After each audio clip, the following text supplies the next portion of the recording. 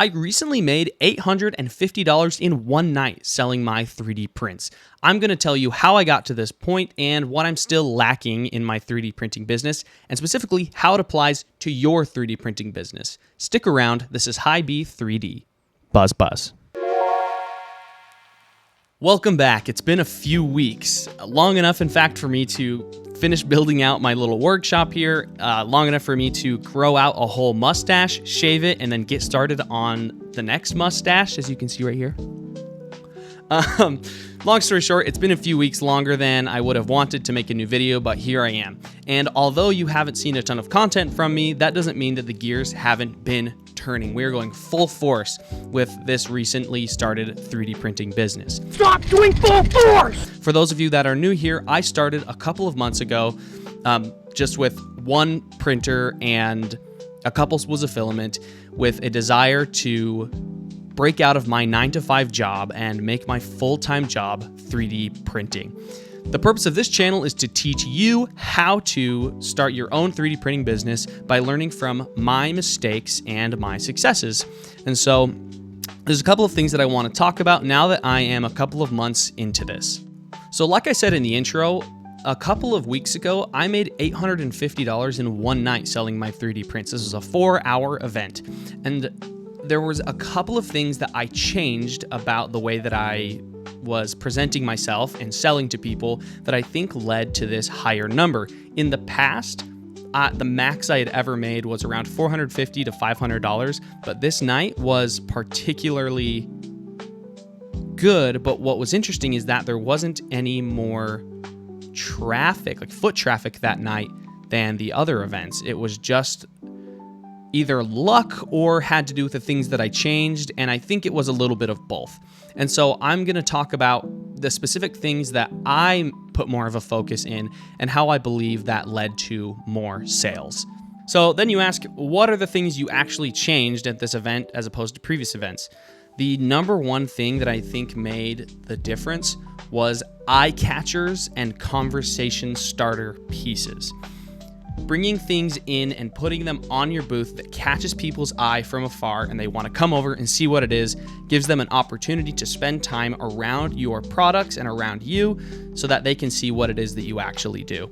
At this point, I don't have a big banner or anything behind me. The only logo that I have on my booth table is actually this exact one that's behind me that I set up on a little frame or a little easel so that people can see my company name.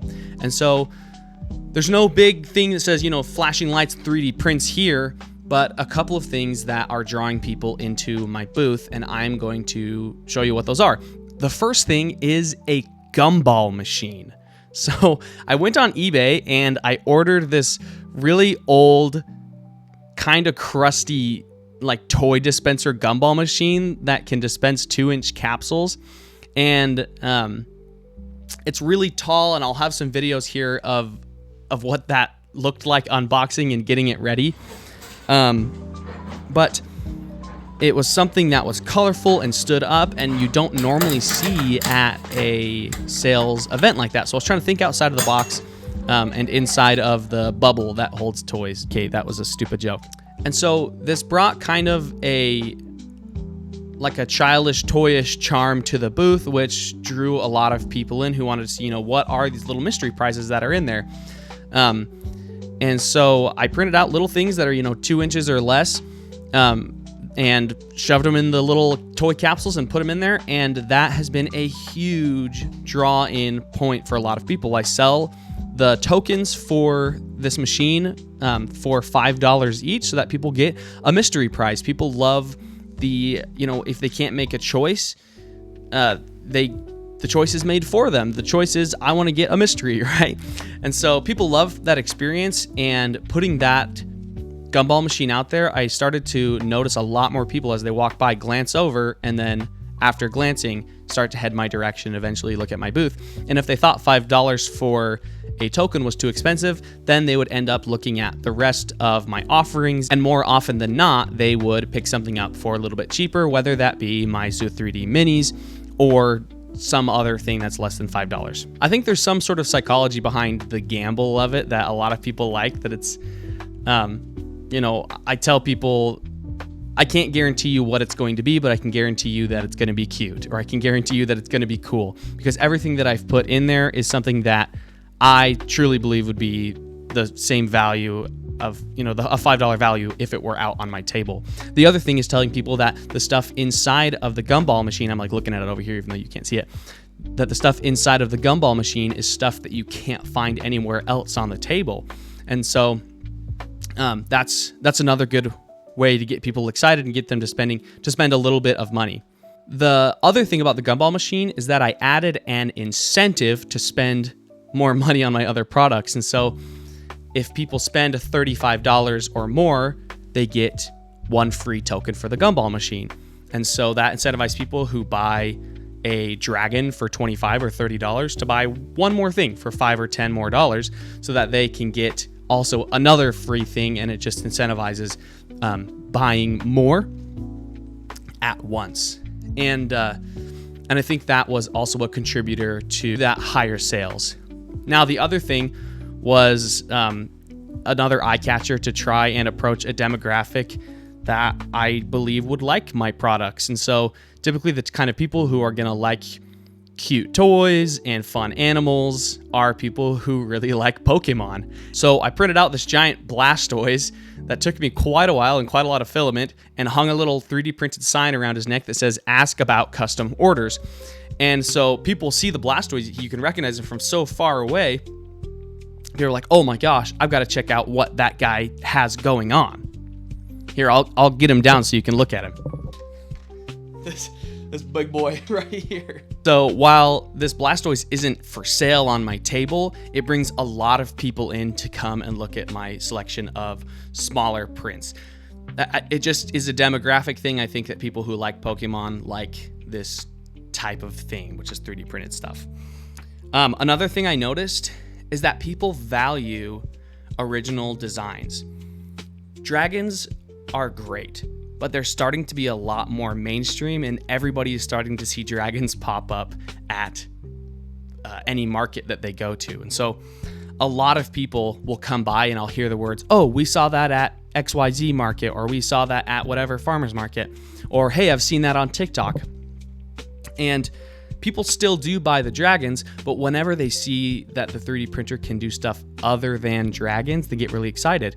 And so they see the teeny tiny Zo 3D minis that I only print at 25 to 30 millimeters long, and they're like, "Oh my gosh, I didn't realize that the machines could pull something like this off." And I'm like, yeah, it's really cool, and it opens up an opportunity to talk to them about the technology and really sell them on why it is a unique product because of the way that it was made, not just because it's cute.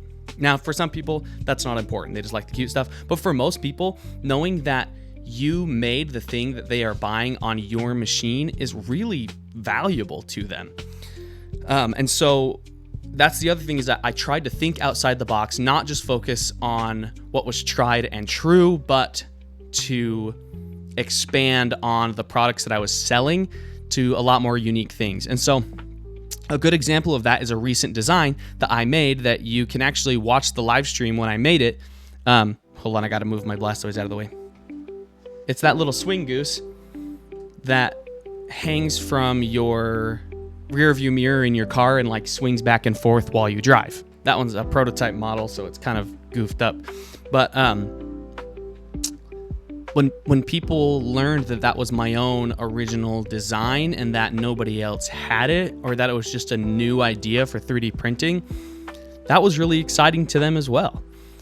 And so I'm starting to see a lot more traction on my own designs. I also think because it's just generally trendy, like geese and ducks are getting really trendy right now. Mushrooms, of these three, which are my designs, are also really trendy. Farm animals, specifically these little cute chickens, also really trendy.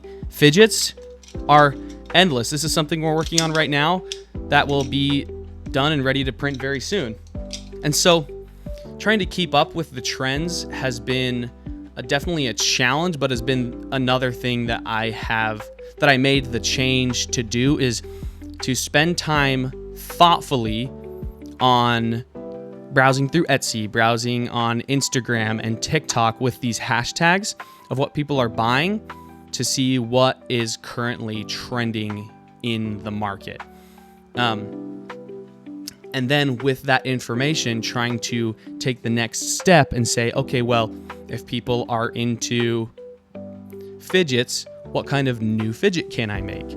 Or if people are into mushrooms, what different mushroom designs can I do? Can I make them houses? Can I make them accessories? Can I make a mushroom keychain, a mushroom mini, all these things? And then it just kind of is a snowball effect from there. And immediately when I started to employ that type of thinking, the profits have gone up. I've had 2 events since that $800 day, and at each of them, I made way more than I expected. There was low foot traffic. I set a goal for $150 per event because they were short and it's the middle of the day in hot Texas.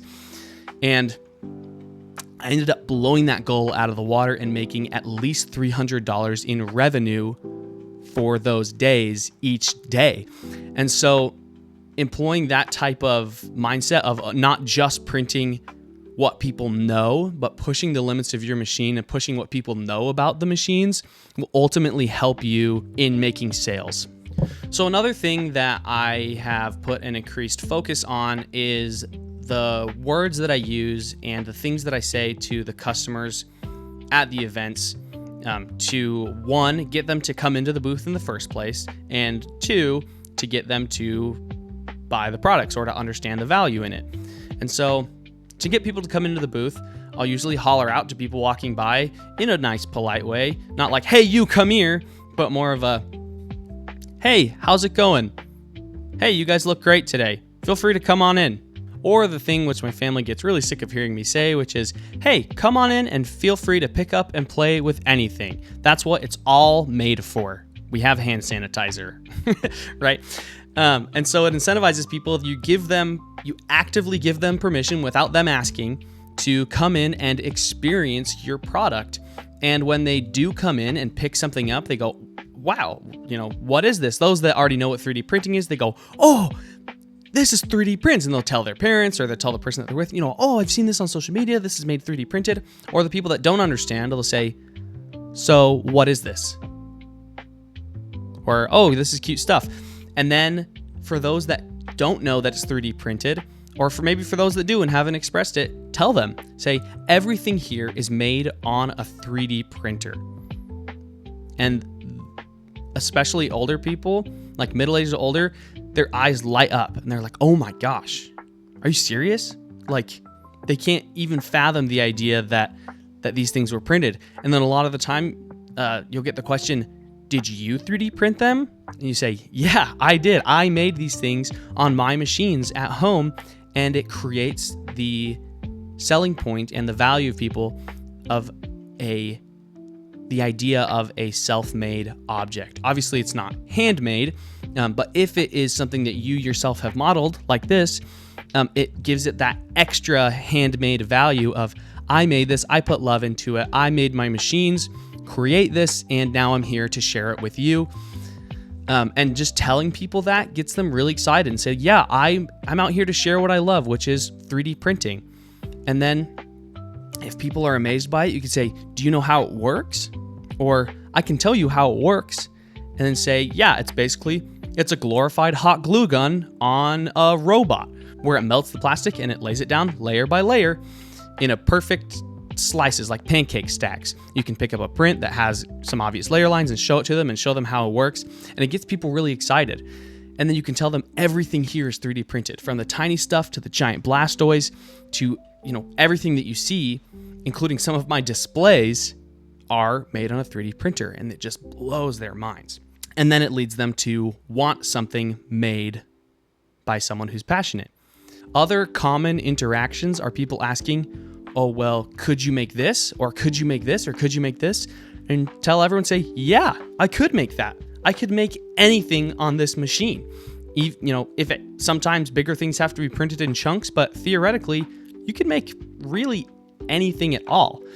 And whether or not you take custom orders, you can talk about creating some things for them, but just the idea that you can make anything on that machine and they have a piece of that with them, it sticks with them. And I've noticed that as I'm starting to do more of these events around town, I'm getting return customers. I've had people reach out to me, say, hey, when's your next event? When's your next event? When are you going to be around? I want to buy this from you. And it's pretty cool. It's set kind of an expectation from them for me to keep things fresh and keep things new, to keep on the trends and keep original ideas flowing so that I can continue to get those customers. And these are the things that I've been focusing on that I believe have led to these higher earning events, which is to get your booth to catch people's eye. Presentation matters. Secondarily, and I think the most important, the way that you interact with your customers. It might feel silly, but practice it with somebody. If you feel nervous about social interactions like that, do a role play.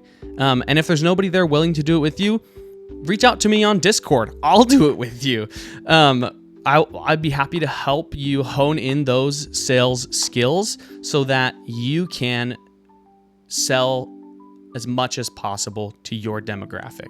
Now, there are still places where I'm lacking. I have had a hard time keeping up with production and having my stock all the way full for each event. And so that's something that I'm continuing to improve on. I've bought some more printers, and I'm running into the issue of, okay, now I have all these printers. I actually have 4 of them now. Now that I have all these printers, how do I keep them busy? They're sitting with so much idle time. In fact, the one right next to me is idle right now. And I'm like, oh, this is kind of a waste of its time to just sit there. And so that's something I definitely need to improve on, is figuring out how to keep my printers busy and create a backlog and keep my shelves full all of the time for all of these events, because I tend to print the same amount that I sold the last time and then just go out. And then when I sell more, I have even more that I have to print, and I have this deficit that I have to fill. I'll update you in the future on how I'm doing with that. And then the other challenge right now is trying to get more of my own products out there to sell. The ones that I do have sold phenomenally. And in fact, I plan on in the coming weeks announcing an early bird special for a Patreon, where I've seen that my models that I've made have made me quite a bit of money, and I want them to be able to make you that same amount of money as well. And so keep an eye out for that announcement coming in the next few weeks. If you want to keep updated on the day-to-day of what's going on at Hy-B 3D and other people selling 3D prints, join the Discord in the link below. It's really fun. It's a great community, a very unique, tight-knit feel to it that I haven't found in other 3D printing communities. I really hope that you have enjoyed this video journal entry into my 3D printing business journey. I'm 4 months into this, and I believe that this is going to continue to expand as we continue to move forward. If you enjoy this type of content, please leave a like and subscribe. Leave a comment about what your thoughts are. What's worked well for you? What are some mistakes that you've made that you think others should also avoid? This channel thrives on community and input from everybody. And so if you have anything to share, please share. I think that's it. My name is Hiram, and this has been Hy-B 3D. Buzz, buzz.